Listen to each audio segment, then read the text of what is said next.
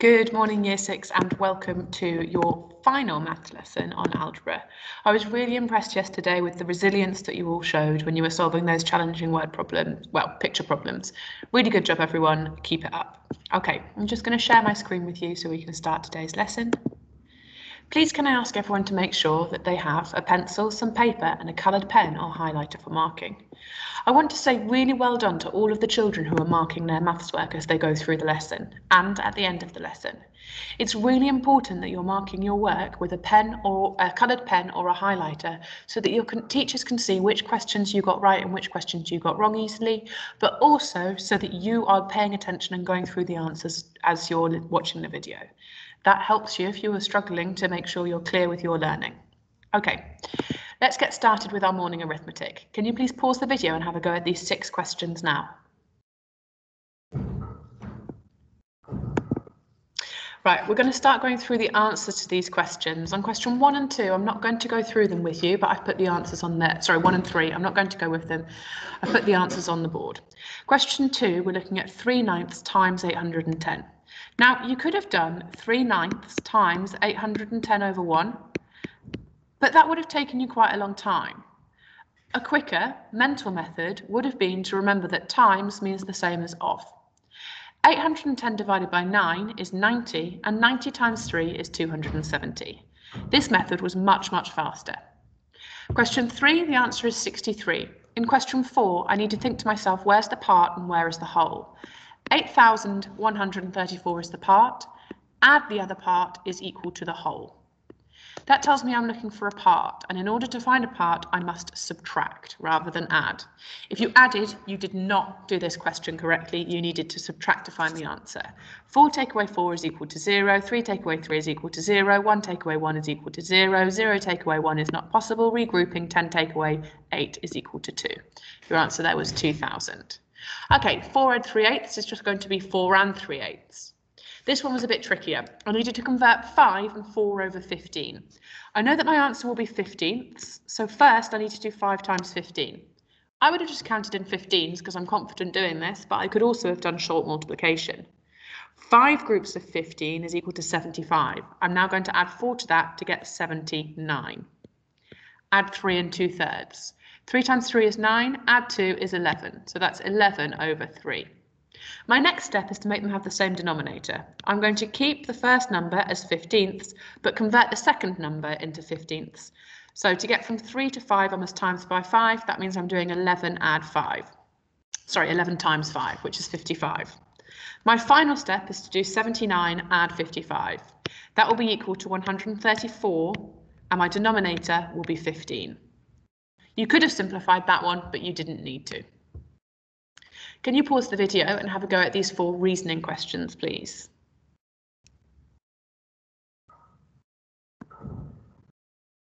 Okay, I'm looking for halfway between 0 and 50,000.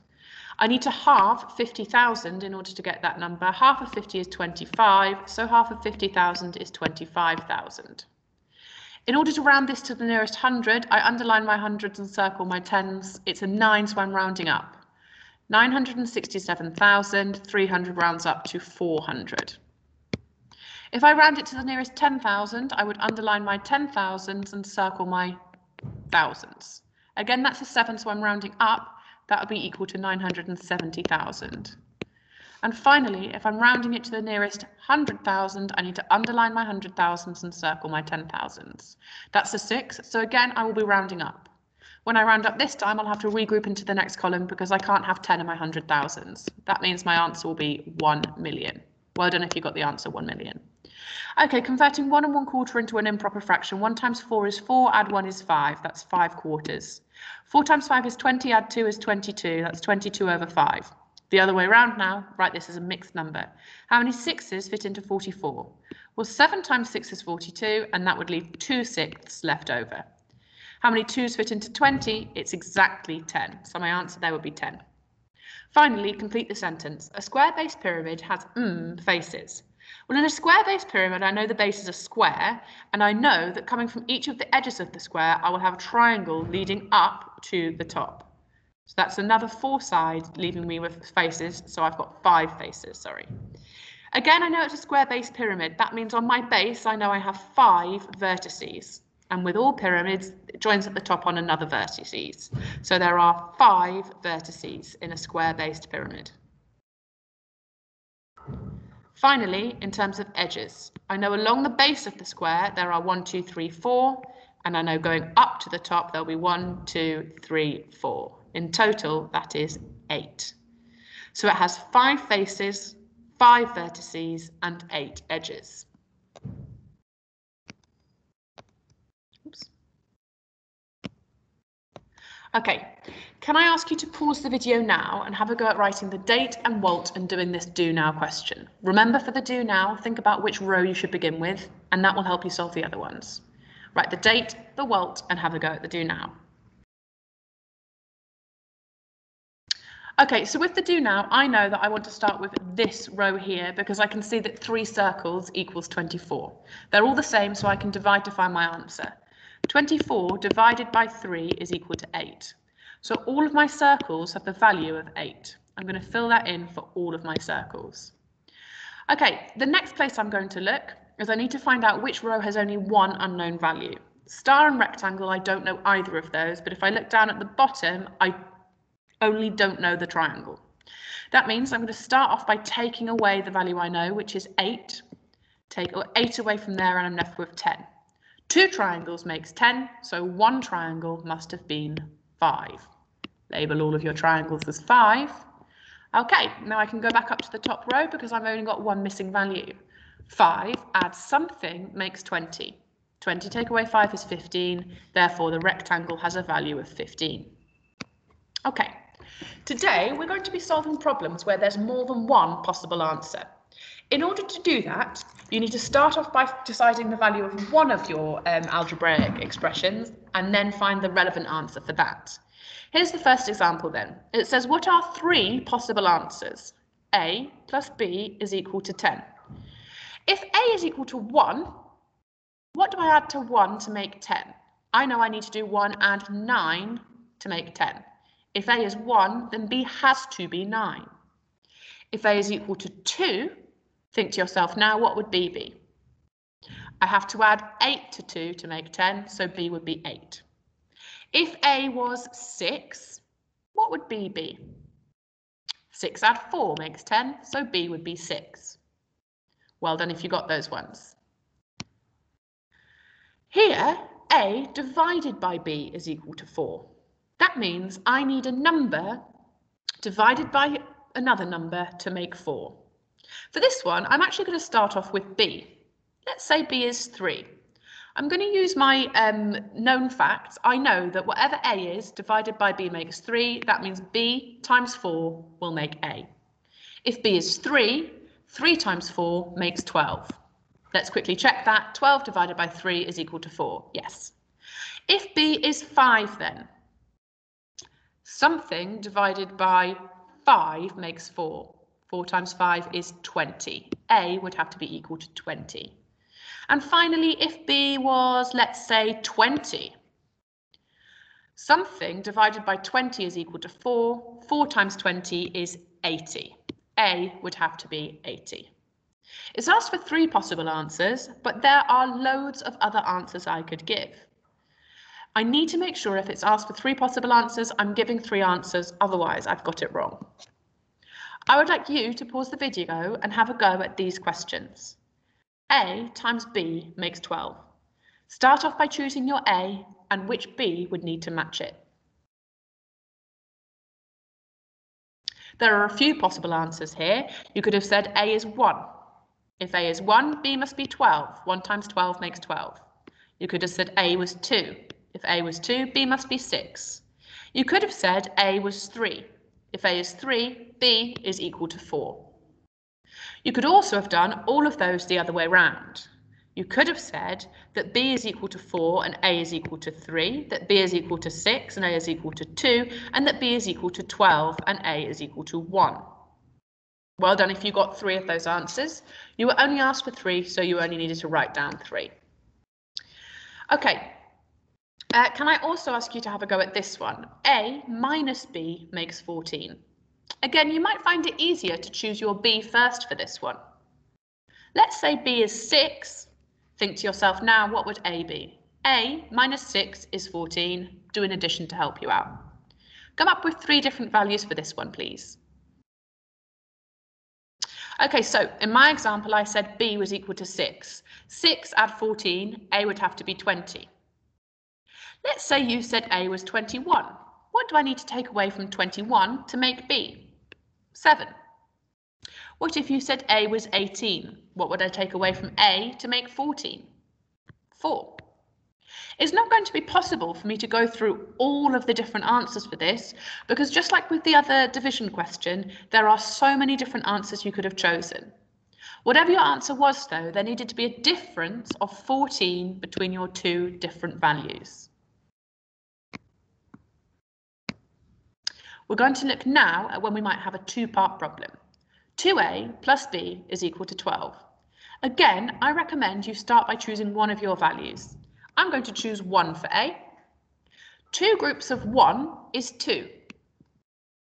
What would I need to add to 2 to make 12? 2 add 10 makes 12. Okay, let's see now what would happen if a was 2. If a is 2, 2a is 4. What am I adding to 4 to make 12? 4 add 8 makes 12. Now I'm going to choose a being 3. 2 groups of 3 is 6. What do I add to 6 to make 12? I need to add 6. I can keep going with this one. If a was 4, 2a is 8, and I need to add 4 there. Well, if a was 5, 2a is 10, b would need to be 2. Finally, the last one I'll be able to do is a is equal to 6. If a is equal to 6, 2a is 12. What would that make b? B would have to be 0. 12 add 0 makes 12. How about this one? 3a minus b is equal to 12. For this one, I need my 3a's to be larger than 12, otherwise I won't be able to subtract. I know that 3 times 4 makes 12, so the smallest possible value I could go for here is 4. 3a, or 3 times 4, makes 12. What do I take away from 12 to get 12? I take away 0. I'm going to go up now to 5. 3a is 15. 3 times 5 is 15. What do I subtract from 15? I'd need to subtract 3. Right, for the last one, have a go yourself. You could do 6 or you could go higher. What could be another value that it makes the expression 3a minus b is equal to 12? Okay, let's say you chose 10. 3 times 10 is 30. What do I have to subtract from 30 to make 12? 18. If you did choose 6, like I suggested, 3 groups of 6 would be 18. You need to subtract 6 again. Have a go at this one completely by yourself, but remember, there's lots of different possible answers, so you're expected to find 3 of them. I recommend starting with a being 1. Okay, if a is 1, b needs to be 17. 3 times 1 is 3, add 17 makes 20. If a is 2, 3a is 6. I need to add 14 to make 20. If a is 3, 3a is 9. I would need to add 11 to make 20. That's all the answers I needed, but you might have had some different ones, so let's have a look if a is equal to 4. If a is 4, 3a is 12. I would need to add 8 to make 20. If a was equal to 5, 3a would be 15, so I'd need to add 5 there. If a was equal to 6, 3a would be 18, so b would need to be 2. If a was equal to 7, 3a would be 21. That one will not work for me. I can't do a equals 7. How about now? This is going to be a reasoning question, and there are some reasoning questions on your sheet. So you need to read through the problem and try and work out what you're doing. Elodie writes the following equation. A divided by b is equal to 7. For one of the possible pairs, she has written a is equal to 7 and b is equal to 49. Is she correct? Explain your answer. If you're doing that, you need to substitute the values to see what the expression would be. A divided by B is equal to 7. She said A is 7, so that'd be 7 goes there, divided by. B is 49, so we'd put 49 there, is equal to 7. Is 7 divided by 49 equal to 7? No. Elodie is not correct. She has got A and B the wrong way round. 7 divided by 49 is not equal to 7. She should have said B is equal to 7 and A is equal to 49. And that's because division is not commutable. I cannot swap the digits round in division like I can in multiplication. Okay, have a look at this question then. It's another reasoning question. You need to substitute out the answers and decide whether or not Daly is correct. Daly says A divided by B is equal to 6. Well, A is 36, okay? Divided by B, well, she said B is 6 is equal to 6. Is Daly correct? Yes, Daly is correct. 36 divided by 6 is equal to 6. For a puzzle like this, you are asked to find what A and B is, but all of these equations have the same value for A and B. So I need to find a possible answer for A and a possible answer for B that works in every single one of these equations. To solve these, I would start off by going to my multiplication, because that's where I will have the fewest possible answers. I'm going to go to my multiplication and I'm going to think, what two numbers will times together to make 48? Well, it could be 1 and 48. It could be 2 and 24. It could be 3 and 16. It could be 4 and 12. It's not in the 5 times tables. It could be 6 and 8. It's not in the 7 times tables. And now I've got to 8 and I'm back around again. So I've started off by writing out my factor pairs to 48. Now, using those factor pairs, I will decide whether it's possible to do A plus B and get 16. If A is 1 and I add 48 to it, does that make 16? No, it can't be this pair. 2 add 24, that's not 16. 3 add 16, that's not right either. 4 add 12, yes, that's correct. 4 add 12 is 16. And 6 add 8, no, that's 14. Now I need to make sure I've got A and B the right way round. A and B, 4 and 12, make 16. Addition is commutable, so it doesn't really help me. In order to make sure I've got them the right way round, I need to go to division or subtraction. A comes first, take away B, making 8, or A divided by B makes 3. That tells me that A will be the bigger number, A is 12, and B is 4. Let's just double check. 12 divided by 4 is 3, and 12 take away 4 is equal to 8. So when you're solving these questions, you need to start by writing out your factor pairs, and then choose which factor pair is correct, and then work out which way around it goes. Let's have a go at this one again. If you feel confident, you can pause the video now and have a go by yourself. Otherwise, watch me solve another one. I need to start by writing out my factor pairs. Everybody please write out your factor pairs to 24. Let's go through them then. I'd start with 1 times 24. I move on to 2. 2 times 12. Now I move on to 3. 3 times 8. 4 times 6. 5 does not go into 24, and 6 I've already said. So I've written out all of my factor pairs. Then I need to work out which pair adds up together to make 10. It's not 1 and 24. It's not 2 and 12. It's not 3 and 8. It must be 4 and 6. Now I need to make sure I've got it the right way round. Is it 4 divided by 6 or 6 divided by 4? Is it 4 take away 6 or 6 take away 4? First goes 6, take away 4 to make 2. That tells me A is the bigger number 6 and B is the smaller number 4. Let's just double check what 6 divided by 4 is. Half of 6 is 3, half of 3 is 1.5. 6 divided by 4 is 1.5. Have a go at this one. Remember to start off by writing out your factor pairs to 54.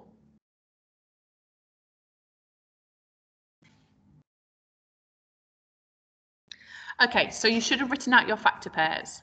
1 and 54. Is it in the 2 times tables? Yes, half of 54 is 27. Is it in the 3 times tables? Yes, it is. What is 54 divided by 3? If you weren't sure here, you could have done the bus stop method. 54 divided by 3. 3's into 5 is 1, regroup 2, 3's into 28 is 8. That's 18. Is it in the 4 times tables? No, because half of 27 is not a whole number. Is it in the 5 times tables? No, because it doesn't end in 5 and 0. Is it in the 6 times tables? Yeah, 6 times 9. Is it in the 7s? No. 8s? No. 9s? Yes, but we've already said that one. Okay, so now I'm thinking to myself, which 2 numbers, I've done step 1 where I've timed them together, now I need to work out which 2 numbers do I add together. 1 and 54 makes 55, 2 and 27 makes 29, 3 and 18, yes, that makes 21. Okay, let's quickly check which way around it goes then. Is it 3 divided by 18 is equal to 6 or 18 divided by 3? It is, of course, 18 divided by 3. So A needs to be 18 and B needs to be 3. Well done if you got that question correct. Here's one more problem style that we're going to look at. It's got different clues and I need to work out my options. A and B are both integers. That basically just means they're whole numbers with no decimals. A has to be an even number and B has to be a prime number. A plus B makes 15. I need A to be an even number and B to be a prime number. So I'll start out by writing my prime numbers up to 15. My prime numbers up to 15, starting with 2, 3, 4, no, because it's divisible by 2. 5, yes. 6, no. 7, yes. 8 is in the 2 times tables. 9 is in the 3 times tables. 10 is in the 5 times tables. 11 is a prime number.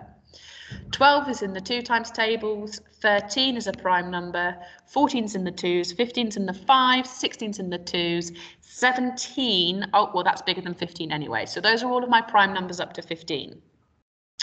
I now need a combination of a prime number plus an even number. If B, the prime number, is 2, what would I add to make 15? I'd need to add 13. A should be an even number, so that does not work. I cannot have B being 2. Let's try my next prime number. If B was 3, I would add 12. Yep, that works.